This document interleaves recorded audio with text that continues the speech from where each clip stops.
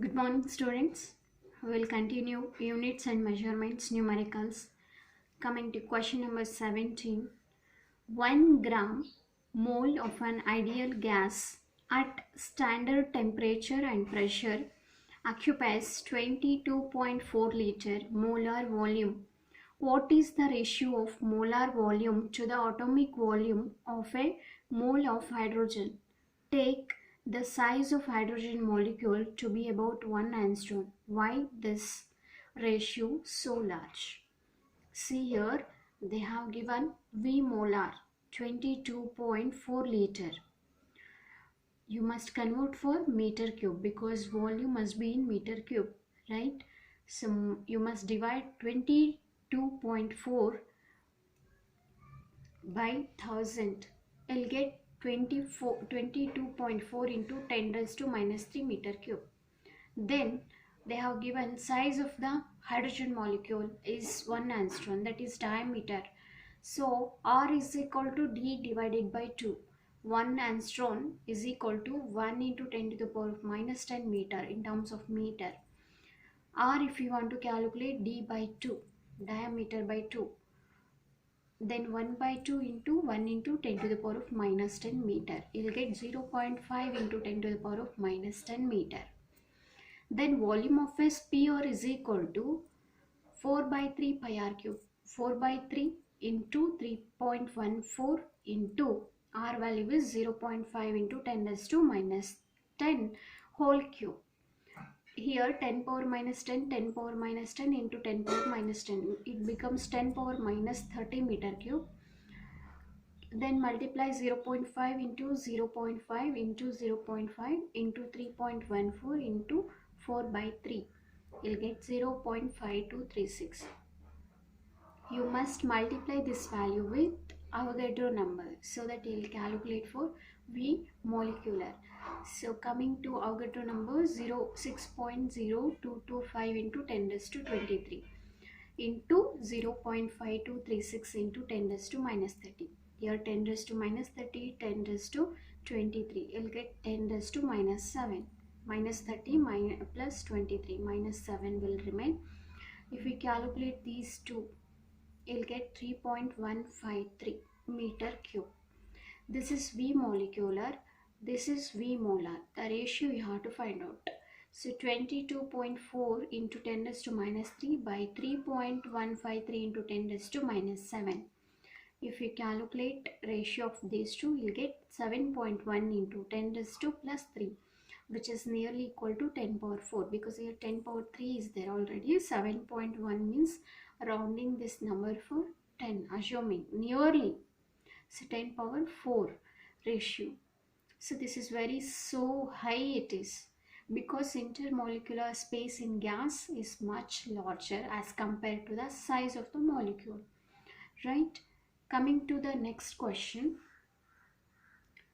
Question number 18. Explain this common observation clearly. If you look out of the window of a fast moving train, the nearby trees, houses, etc. seems to move rapidly in a direction opposite to the trains of motion. But the distant objects, tops, moons, hilltops, the moon, the stars, etc. seem to be stationary. In fact, since you are aware that you are moving, the distant objects seem to move with you. See, if you are sitting in a train, the tree and which are nearer to you, they appears to be very fast. But if you see mountain and all, like they will be at a stationary. Why so? Because when train moves rapidly, line of sight changes for direction rapidly. On the other end, in the case of far off object, the line of sight changes its direction extremely slow. For the nearer object, direction changes rapidly. But for the far objects, direction changes but slowly. So only this difference arises. Coming to question number 19. The principle of parallax is used in the determination of distance of very distant stars. The baseline AB is the line joining the Earth's two locations 6 months apart in its orbit around the Sun.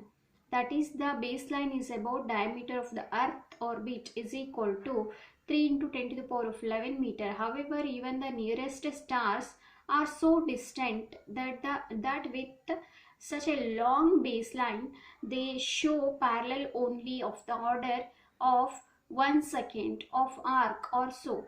A parsecond is a convenient unit of length on the astronomical scale. It is the distance of an object that will show a parallax of 1 second of arc from opposite ends of a baseline equal to the distance from the Earth to the Sun. How much is a parsecond in terms of meter? Coming to diagram, suppose this is the Earth. So they have given Earth diameter is d is equal to 3 into 10 power 11 meter. But coming to radius is equal to diameter by 2, d by 2. So 3 into 10 to the power of 11 by 2, if you do, you'll get 1.5 into 10 raised to minus 10 raised to plus 11 meter. Theta is 1 second. Right. Length you have to calculate in terms of per second. Now here per second is also one unit for a length. Now coming here, so this one while understanding parallax method measurement of length, we solved one problem like this. So now use the formula theta is equal to L by R. So if I want to calculate R value, then R I must take outside, then the equation becomes L by theta. L value they have given, L value is equal to 1.5 into 10 raised to 11 meter. L value is radius only here, R value only, that is 1.5 into 10 raised to 11 meter. Theta is equal to, they have given 1 second, but you have to convert for radian. So pi by 180, but it is in second, so per 1 hour 60 minutes, in 1 minute 60 seconds. So pi divided by 180 into 60 radian. Then 1 per second is equal to overall value. You have to take L value 1.5 into 10 raised to 11 by this value, theta value. So theta value pi divided by 60 into 180, if you write, this 60 into 180 comes upper side, then pi is here. If you calculate this overall number, 1.5 into 10 raised to 11 into 60 into 180 by pi. Just first power you just keep as it is and you just multiply remaining all the values. Then divide this value by 3.14. You'll get 3.08 into this value becomes 10 power 11 only. Remaining powers will come here 5, 10 to the power of 5 value. You just add it. You'll get 3.08 into 10 raised to 16 meter. Coming to question number 20. The nearest star to our solar system is 4.29 light years away. How much is this distance in terms of per second? How much parallax would the star named Alpha Centauri show when viewed from two locations of the Earth 6 months apart in its orbit around the Sun? See here, 1 light year value is a constant, so that is 9.46 into 10 raised to 15 meter. Now here they have given 4.29 light year. So 4.29 light year means 1 light year means this value. You must multiply 4.29 into 9.46 into 10 raised to 15. You'll get 4.058 10 raised to 16 meter. Coming to per second, 3.08 into 10 raised to 16 meter. So you must divide this 4.058 into 10 raised to 16 by 3.08 into 10 power 16 to get this value in per second. So 1.318 per second or 318 is there. So next 18 should be nearly equal to 2, right? So just round this number to 1.32. In 6 months, the distance between two observations will be equal to the diameter of the orbit, 2 times of the radius. So now that is 2 AU. AU means astronomical unit. So 2 times the value which you multiply now, this value. So given radius value 1.496 into 10 to the power of 11 meter. Again theta is equal to B divided by D.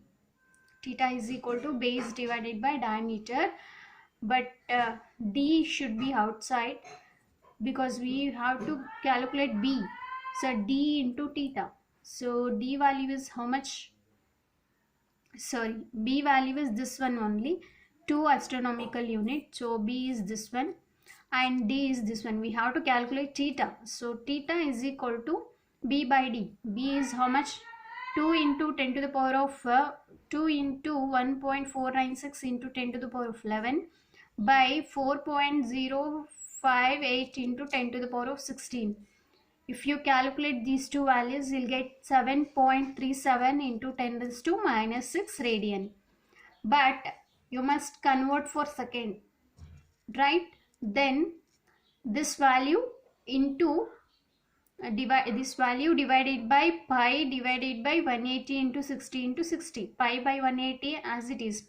But for seconds you have to mention, means in 1 hour 60 minute, in 1 minute 60 seconds. So 180 into 60 into 60 by pi. It becomes 1.52 second of arc. Coming to next question. Precise measurement of physical quantities are need of modern times. For example, to ascertain the speed of an enemy fighter plane, one must have an accurate method to find its position at closely separated instant of time. Only then we hope that to shell it by an anti-aircraft gun. This was the actual motivation behind the discovery of radar in World War II. Think of different examples in modern science where precision measurement of length, time, mass, etc. are needed. Also, wherever you can give a quantitative idea of precision method. See, speed of an enemy fighter plane. For example, to ascertain how much, with what speed the enemy fighter plane is coming towards the country. So they want to know that. For that reason only, they used accurate method to find a position at closely separated distance of time, right? So this is when they discovered radar during World War II. That is a technology. They used technology there, science, physics technology behind that. So now related to length, time and mass, we have to say technologies. What are new technologies? Why, which technology is related for length and which is related for time and which is for mass, like that. Answer, length. So length, where we can see this in sports, sending satellites. So length measurement is very important in sports, right? And even in sending satellites also we have to estimate the distance, right? Mass. So why this mass is related here? Very important, because in medical field proportion is required to add proper proportions of different salts for preparing medicines. So we cannot add more and we cannot do less. So according to the given prescription, according to that only we have to prepare medicine. So there we have to use a proper proportion. Mass of satellite should be accurately measured. See, if mass of satellite is accurately measured, then we can estimate the distance and we can send the satellites. So that is also, mass is related to these two. Then time, number of applications are there. Just for this answer purpose we are mentioning one or two. Time, for the study of various chemical reactions, study of various activities in the words. See, whenever you are doing chemical reaction, if the chemical reaction suppose requires only 20 minutes or 22 minutes, suppose if you are exceeding that time limit, what happens? The reaction does not uh, satisfy the reaction, because uh, while doing gradings we have to use the correct measurement. See, titration processes and all, we measure correct accurate timings, right? Then coming to question number 22, just as precise measurements are necessary in science, it is equally important to able to make rough estimations of quantities using rudimentary ideas and common observations.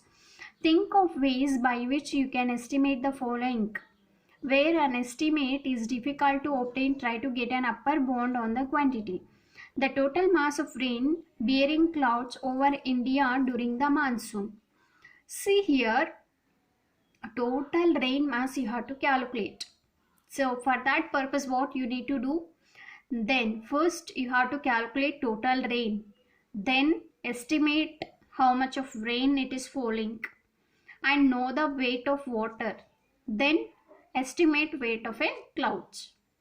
Then to estimate mass of element, next question, mass of elephant, how to measure? To estimate mass of elephant, boat of known mass you have to take and you have to dip in the water. Then you have to take that as that reading as a v1 is equal to ax1. Then take the elephant and place in the boat and see the level of water, how much of level is decreased. Then measure that v2 is equal to ax2. Then volume of water displaced by elephant is v is equal to v2 minus v1. Here you'll get a into x2 minus x1. So density of water is taken as a rho. Then v into rho, mass if you want to calculate, because the density is equal to mass by volume, right? So mass is equal to volume into density. So volume formula you know, a into x2 minus x1. Rho as it is, density of water you know, 1000 kg per meter cube. So if you know this, you can calculate the mass of the elephant. Then coming to next question, the wind speed during a storm. So next